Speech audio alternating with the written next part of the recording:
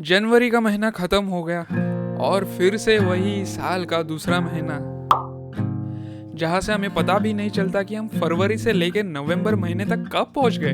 बिल्कुल वैसे जैसे मुझे पता नहीं चलेगा कि मैं 50 सब्सक्राइबर से लेके 1000 सब्सक्राइबर्स तक कब पहुंच गया। वैसे ये बात तो माननी पड़ेगी कि मेरा सब्सक्राइबर्स मांगने का तरीका थोड़ा यूनिक ही है, क्या करे, टैलेंट ही है। खैर, मैं जॉली रिपोर्टर लेके आया हूं इस हफ्ते की कुछ ताजा या ढेर सारी खबरें। तो मार्वल की खबरों से स्टार्ट करते हैं। तो ऐसा सुनने में आ रहा है रिपोर्टेडली रूसो ब्रदर्स ने मार्वल के साथ एक डील साइन करी है, जिसमें रूसो ब्रदर्स आने वाले कई मार्वल प्रोजेक्ट्स को ओवरसी करेंगे, मतलब मैनेज करेंगे, और उसमें एक्स-मेन मूवी भी शामिल है और शायद वो फ्यूचर में मार्वल के कुछ प्रोजेक्ट्स को डायरेक्ट भी कर सकते हैं। वैसे ये बात सुन के आपको क्या लगता है, क्या अब मार्वल का कमबैक होगा नहीं होगा, देखा जाएगा। फिलहाल हम अभी बढ़ते हैं हमारे अगली खबर की तरफ। तो मार्वल स्टूडियोज ने योर फ्रेंडली नेबरहुड स्पाइडरमैन को ऑफिशियली 3 सीजन्स के लिए ग्रीन लीड कर दिया है। और वैसे इसमें पीटर पार्कर के वॉइस एक्टर हडसन थॉमस, इनकी सीरीज को लेकर सबसे बड़ा डर ये था कि इन्हें लगा कि ये सीरीज काफी एनोइंग और वोक बनने वाली है, पर थैंक गॉड ऐसा कुछ नहीं है।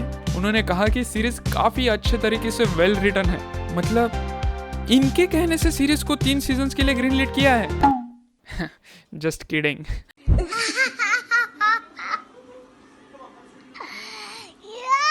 I know. अगली खबर ये कहती है, मतलब खबर नहीं, डैरियो स्कारडेपन कहते हैं कि जो कि डेयरडेविल बॉर्न अगेन के शो रनर है, तो उन्होंने टीज करते हुए ये कहा कि डेयरडेविल बॉर्न अगेन में हमें एक अनएक्सपेक्टेड कैरेक्टर का अपीयरेंस देखने को मिल सकता है, जो कि तुमने कभी सोचा भी नहीं होगा। ठीक है, सोचा नहीं होगा हमने, पर अनएक्सपेक्टेड का और क्या मतलब होता है फिर। और आगे उन्होंने ये कहा कि ये अपीयरेंस कुछ ऐसा वैसा अपीयरेंस नहीं होगा, इस अपीयरेंस को प्रॉपर प्लान करके स्टोरी में ऐड किया गया है। स्टोरी के हिसाब से काफी ऑर्गेनिकली ये अपीयरेंस उनके वर्ल्ड में एग्जिस्ट करता है। और आगे उन्होंने डेयरडेविल को पेंगुइन सीरीज से कंपेयर करते हुए ये कहा कि वैसे तो मुझे पेंगुइन सीरीज बहुत पसंद आई, लेकिन मैं आप सबको बताना चाहूंगा हमारी डेयरडेविल सीरीज पेंगुइन सीरीज से कई ज्यादा ग्राउंडेड है। हाँ, थोड़ा सा कम स्टाइलाइज्ड बट ज्यादा रूटेड है, और हम उनके मुकाबले स्टोरी टेलिंग में उनसे थोड़ा सा फास्टर, मीनर और क्लीनर भी है। डैरियो भाई, थोड़ा आप भी ग्राउंडेड रहिए, वरना तो कुछ नहीं। वैसे चार्ली कॉक्स ने यह भी कंफर्म कर दिया है कि जहां से नेटफ्लिक्स की डेयरडेविल सीरीज खत्म हो गई थी, अब उसके 6 साल बाद Daredevil Born Again take place करेगी। इसी के साथ वैंसेंट डोनाफ्रियो ने यह भी कहा कि किंगपिन डेयरडेविल बॉर्न अगेन में काफी सिग्निफिकेंट वेट गेन करेगा, और जो एंड तक वो जितना वेट गेन करेगा, फिर उसके बाद हमें किंगपिन काफी टाइम तक उसी साइज में दिखेगा। इसी के साथ अगले शो रनर की तरफ बढ़ते हैं। तो मार्वल वाले वांडा विजन का सीजन 2 बनाने में इंटरेस्टेड है, पर इसके शो रनर जैक शेफर ने इस चीज के लिए क्लियरली मना कर दिया है। वो इसका सीजन 2 नहीं बनाना चाहते। सिर्फ इसका ही नहीं, बल्कि वो एगेथा ऑल अलोंग का सीजन 2 भी नहीं बनाना चाहते। तो ये तो क्लियर है अब, जो कि काफी टाइम से हमें सुनने में आ रहा था कि एगेथा का दूसरा सीजन आ सकता है। अभी के लिए तो ना तो वांडा विजन का सीजन 2 आएगा और ना ही एगेथा ऑल अलोंग का। अगली अपडेट ये है कि बेनेडिक्ट कम्बरबैच पूरे गांव में ढिंडोरा पीटने के बाद आप कहते हैं कि अब वो एवेंजर्स डूम्सडे में दिखेंगे। उन्होंने अपनी पिछली कही हुई बात को क्लैरिफाई करते हुए ये कहा कि मैंने इसे कुछ गलत समझ लिया था, पर अब मैं इस मूवी में होने वाला हूँ।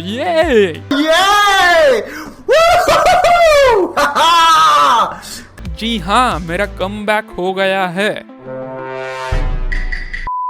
अब ये फिर मत कहना कि मैं सीक्रेट वॉर्स में नहीं, बल्कि एक्स-मेन मूवी में दिखूंगा। और वैसे काफी टाइम से ये सुनने में आ रहा था कि क्रिस एवंस आने वाले एवेंजर्स डूम्सडे मूवी में हमें फिर से कैप्टन अमेरिका के रोल में दिख सकते हैं, लेकिन क्रिस ने इन सारे रूमर्स को डिनाई कर दिया और उन्होंने इस पर यह कहा कि नहीं, ये झूठ है, आई एम हैप्पीली रिटायर्ड। अभी हमें रिपोर्टेडली ये सुनने में आ रहा है कि आने वाले विजन क्वेस्ट सीरीज में चार्विस और फ्राइडे रिटर्न करने वाले हैं। कब?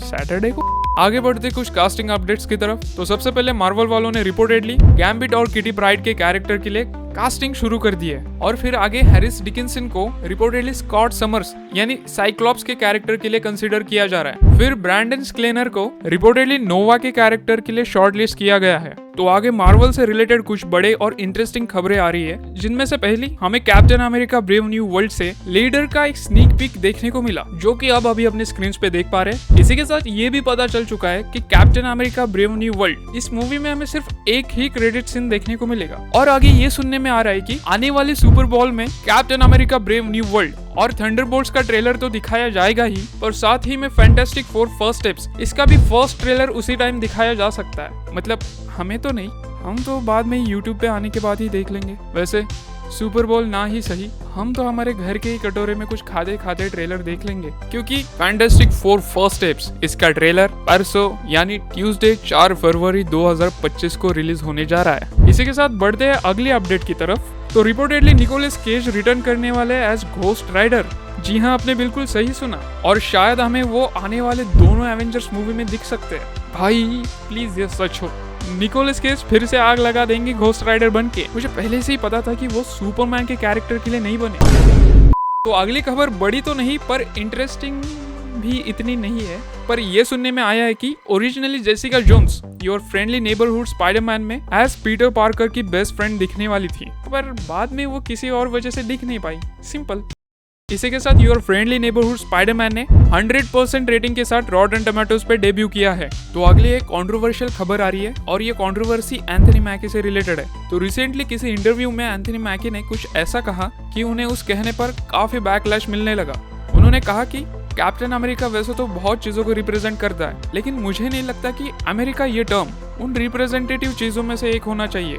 तो ये सुनने के बाद लोग बहुत गुस्सा हो गए, और इतना बैकलैश मिलने के बाद एंथनी मैकी ने उनकी कही हुई बात को रिस्पॉन्ड करते हुए ये कहा, let me clear about it, मैं एक प्राउड अमेरिकन हूँ। मैं कैप्टन अमेरिका जैसे आदमी की शील्ड उठाने जा रहा हूँ, और मैं इस चीज के लिए खुद को लाइफ टाइम के लिए ऑनर्ड समझता हूँ। और मेरा उन लोगों के लिए काफी रिस्पेक्ट है जो कि देश के लिए काम करते हैं और देश के लिए सेवा करते हैं। और मेरे कहने का मतलब ये था कि कैप्टन के पास यूनिवर्सल कैरेक्टरिस्टिक्स है, इसलिए पूरी दुनिया के लोग इस कैरेक्टर से रिलेट कर पाते हैं। एंथनी भाई सोच समझ के बोला करो, अभी कहाँ मार्वल में खुद की एक मूवी मिली थी, छीन लेंगे वो।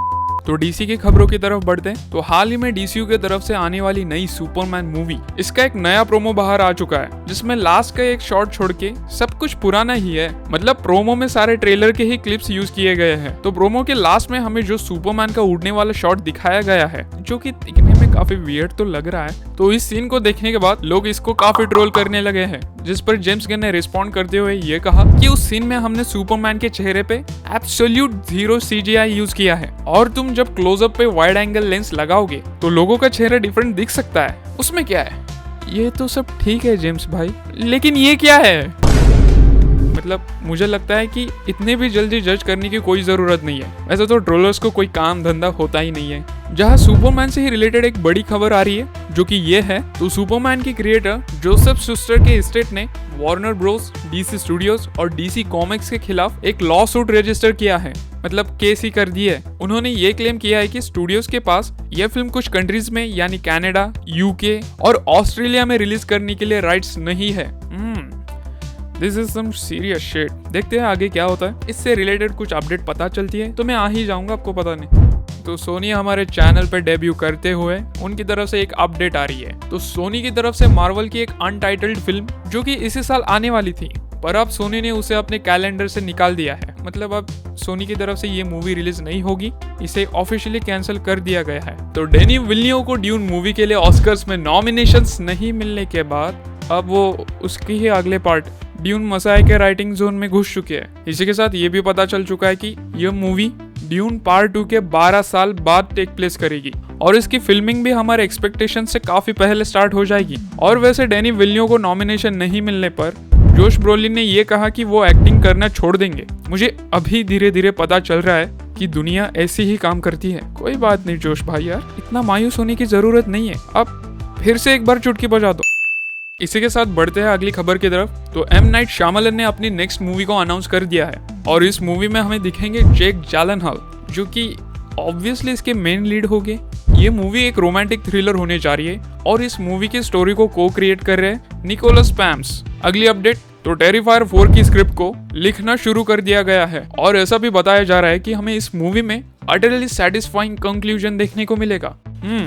ओके, खैर अगली अपडेट, तो आने वाली माइनक्राफ्ट मूवी में से ये एक नई स्टिल इमेज रिलीज कर दी गई है, जो कि आप अभी अपने स्क्रीन पे देख पा रहे हैं। खैर अभी हम बढ़ेंगे हमारी अगली और लास्ट सेकंड खबर की तरफ। तो जैसे कि मैंने आपको बताया, आने वाले सुपर बॉल में मार्वल की तरफ से उनके 3 फिल्मों का ट्रेलर दिखाया जाएगा, पर बाकी की अपकमिंग मूवीज का ट्रेलर भी उसी वक्त दिखाया जाने वाला है, जिसकी लिस्ट मैं अभी अपने स्क्रीन पे लगा दे रहा हूँ, आप पढ़ लेना।